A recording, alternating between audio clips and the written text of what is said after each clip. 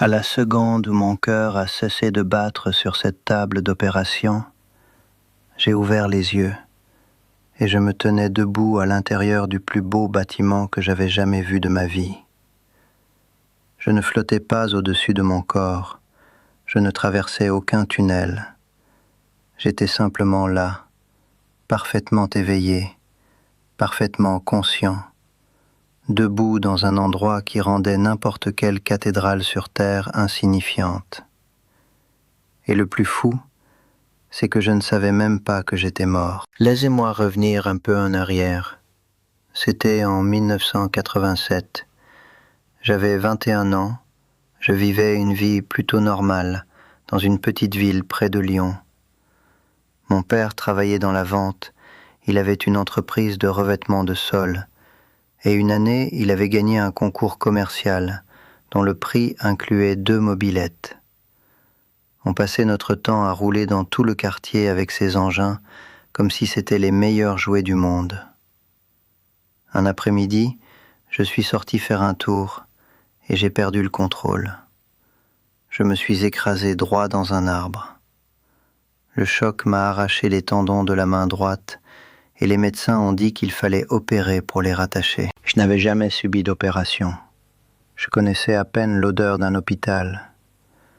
Ma mère m'a conduit à la clinique et ils ont commencé à me préparer, à brancher les appareils, à tout installer. Puis ils m'ont fait l'injection d'anesthésie et quelque chose a très mal tourné. Mon corps a fait une réaction allergique massive. Mon cœur s'est arrêté. Je suis mort cliniquement là, sur cette table. Et c'est là que tout a commencé. Le bâtiment où je me trouvais était immense. Il pouvait faire des kilomètres de long. Tout était en marbre blanc poli. À ma droite, de hautes colonnes de marbre, comme celles de la Grèce antique. Au centre, des tables alignées jusqu'au bout.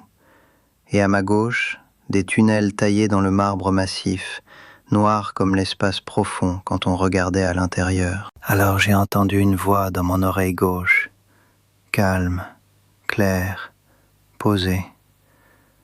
Je m'appelle André, je suis ton guide spirituel.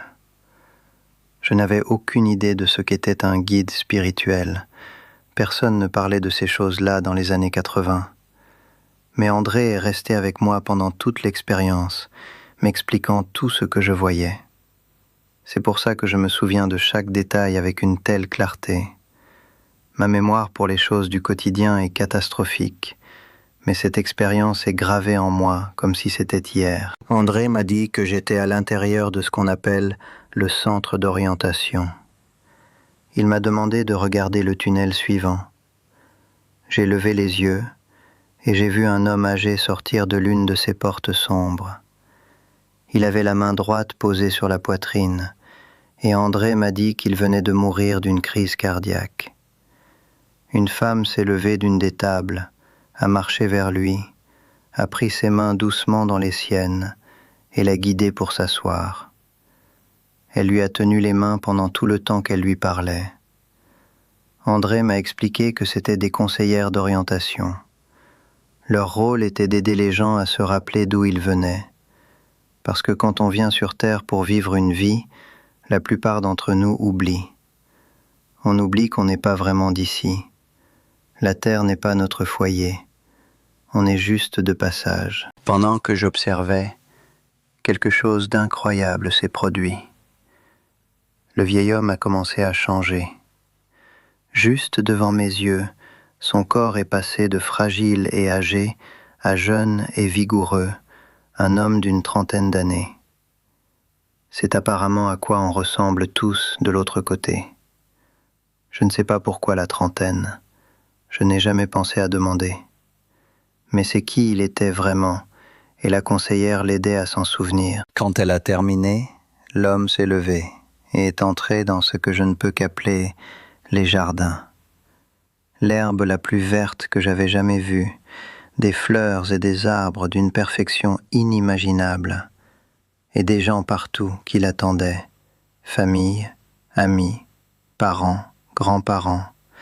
Ils l'applaudissaient et lui disaient quel travail formidable il avait fait. André a dit que tout le monde a droit à ces retrouvailles. Chaque personne qui fait le passage est accueillie par tous ceux qui sont partis avant. Venir sur Terre est quelque chose d'énorme. Cette planète est l'un des endroits les plus difficiles qu'une âme puisse choisir. Mais quand on a fini et qu'on rentre chez soi, tout le monde est là pour nous acclamer. Après le centre d'orientation, André m'a emmené vers d'autres bâtiments. On aurait dit un campus universitaire, plusieurs structures différentes dans un même secteur, chacune avec sa propre fonction. Le premier avait une salle de théâtre ronde, avec une quinzaine ou une vingtaine d'écrans disposés en cercle au plafond. André a dit « Ceci est la revue de vie ». À l'instant où il a prononcé ces mots, tous les écrans se sont allumés. Il montrait des scènes de ma vie à différents âges. L'un me montrait enfant, un autre montrait mon premier jour d'école, un autre me montrait en train de jouer au foot. Toute ma vie se déroulait simultanément sur ces écrans. Mais voici ce qui m'a bouleversé. Pendant la revue de vie, on ne fait pas que regarder, on ressent. On ressent exactement comment nos actions ont affecté les autres. Il y avait un garçon qui s'appelait Thomas à mon école primaire qui avait un problème aux jambes et marchait avec des béquilles. Un jour, il est tombé dans la cour et j'ai couru l'aider à se relever. Je n'y avais jamais accordé d'importance. N'importe qui aurait fait la même chose. Mais pendant la revue de vie, j'ai pu sentir ce que ce moment avait signifié pour lui. Le soulagement, la gratitude, le sentiment que quelqu'un se souciait de lui. Ça m'a frappé très fort. Et ça marche dans l'autre sens aussi. Si vous avez blessé quelqu'un, vous ressentez exactement ce que votre comportement leur a fait éprouver. Personne n'échappe à rien. La revue de vie est le plus grand professeur qu'une âme puisse avoir. André m'a dit que l'une des principales raisons pour lesquelles nous venons sur Terre est d'apprendre. De l'autre côté, tout est parfait. Il n'y a ni faim, ni maladie, ni guerre, ni vieillissement, ni mort. C'est une existence parfaite. Mais on ne peut pas grandir à travers la difficulté dans un monde parfait. C'est pour ça que les âmes viennent ici. La Terre offre un apprentissage par l'expérience. C'est comme essayer de décrire à quelqu'un ce que ça fait de faire du vélo pour la première fois. On peut expliquer toute la journée, mais tant qu'on ne monte pas dessus pour le sentir, on ne sait pas vraiment. C'est à ça que sert la Terre. Le bâtiment suivant ressemblait à un cinéma à l'intérieur. André a dit « Je vais te montrer des vies passées ». C'était difficile pour moi. J'ai été élevé catholique. Personne n'avait jamais mentionné les vies passées. Mais l'écran s'est allumé et j'étais là. Dans la première vie, j'avais le crâne rasé et portais une robe rouge dans un monastère en Asie du Sud-Est. J'enseignais à des enfants à devenir moines. Puis une autre vie est apparue. Je poussais une brouette pleine de chaussures sur un chemin pavé en Europe de l'Est, le cordonnier du village. Puis une troisième, moi debout dans un bateau en bois, lançant des filets pour nourrir mon village. André voulait me faire comprendre qu'on peut avoir autant de vies qu'on le souhaite. Personne ne nous force. C'est entièrement le choix de l'âme individuelle. Ensuite, André m'a conduit à un bâtiment circulaire, avec un énorme dôme, couvert de colonnes de marbre. À l'intérieur, sur une table, un parchemin comme un papyrus égyptien, attaché par un ruban bleu. André m'a dit que tout le monde planifie sa vie avant de venir sur Terre. On écrit tout sur ces parchemins. Le pays, la langue, les enfants, la carrière. J'ai défait le ruban et déroulé le parchemin. L'écriture était magnifique, une calligraphie noire. Mais quand j'ai essayé de le lire, il s'est roulé à nouveau. Je pense qu'on ne me laissait pas voir les détails parce que si j'avais connu les défis prévus, je n'aurais peut-être pas continué. J'ai regardé à droite et j'ai vu un mur immense couvert de parchemins. Chaque personne vivante en 1987 avait le sien. Par une fenêtre à gauche, j'ai vu une allée pleine de monde et au-delà, le plus beau lac que j'ai jamais vu. Parfaitement rond, immobile comme du verre, entouré de saules pleureurs. André m'a dit que tout ce qu'on aime faire sur Terre, on peut le faire de l'autre côté. Toujours dans le bâtiment au dôme, André m'a aussi emmené dans une section qui ressemblait à une bibliothèque géante.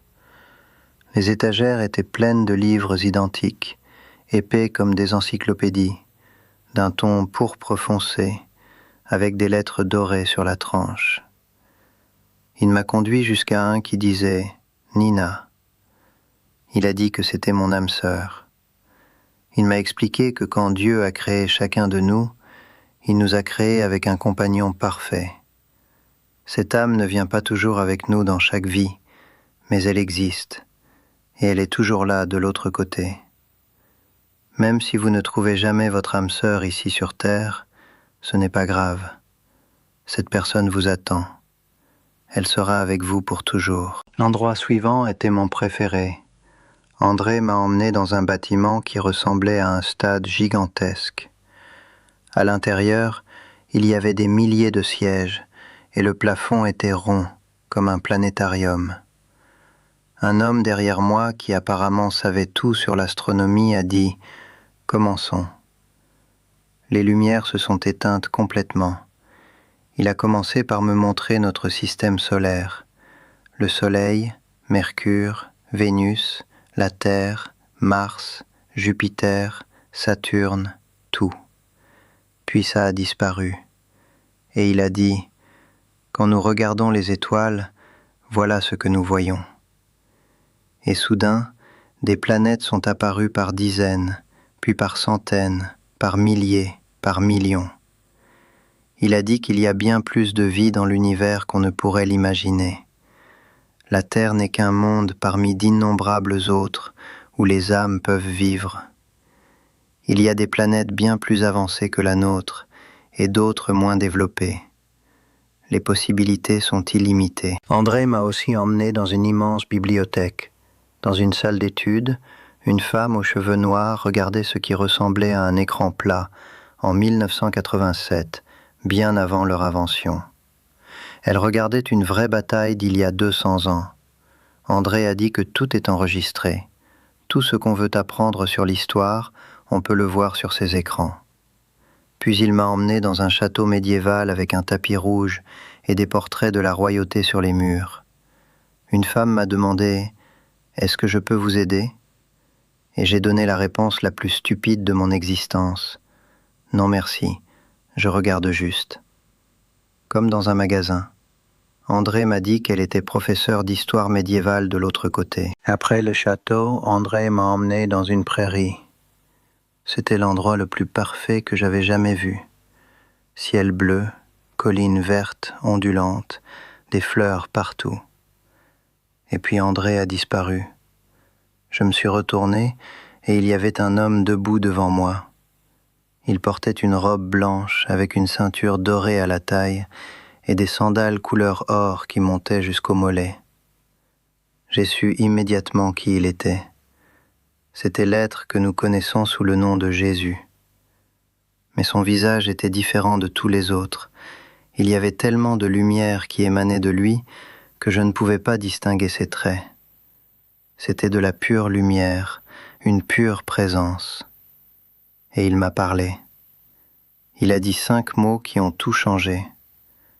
Tu dois leur dire qu'il n'y a pas de mort. À l'instant où il a fini de parler, j'ai été projeté dans mon corps sur la table d'opération.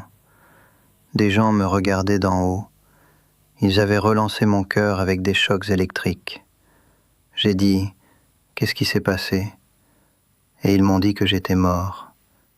J'étais vraiment mort. Sur le chemin du retour, j'ai tout raconté à ma mère. À cette époque, il n'existait même pas de terme courant pour ce que j'avais vécu. Ma mère avait un livre de Raymond Moody intitulé « La vie après la vie » et je l'ai lu le jour même. C'est là que j'ai compris où j'avais été. Et c'est là que je suis tombé dans la dépression la plus sombre de ma vie. Pendant environ 2 mois, je ne pouvais plus fonctionner. Comment étais-je censé vivre ici, dans cet endroit qui n'est même pas notre vrai foyer, en sachant ce qui nous attend de l'autre côté, en connaissant ce sentiment de paix absolue, de joie et d'amour qui remplit chaque recoin de ce monde. Mais alors je me suis rappelé ce que Jésus m'avait dit. Il n'avait pas dit « quand tu auras l'occasion, mentionne ça à quelques personnes ». Il avait dit « tu dois leur dire ». Alors c'est ce que je fais depuis. Parce que la plus grande peur que portent la plupart des gens est la peur de mourir. Et j'ai besoin que les gens sachent que votre dernier jour ici sera votre jour le plus heureux. C'est le jour où vous rentrez enfin chez vous. Tous ceux que vous avez aimés vous attendent. Vos animaux aussi sont là. Chaque animal que vous avez chéri a fait la même traversée et vous attend pour les retrouvailles. Ce que j'ai appris, c'est que Dieu se fiche de combien d'argent vous avez gagné ou de combien de statuts vous avez accumulé. Ce qui compte, c'est ce que vous avez appris et si vous avez aidé les autres. Il y a une citation du Dalai Lama que je porte en moi chaque jour. Il a dit que notre but premier dans cette vie est d'aider les autres, et si on ne peut pas les aider, au moins ne pas leur faire de mal. Tout ce qu'on traverse ici, chaque épreuve, chaque chagrin, chaque montagne qu'on doit gravir, tout cela nous rend plus. Et quand on fait le passage, on emporte tout cela avec nous pour toujours. Il n'y a pas de mort, il n'y a que le retour à la maison.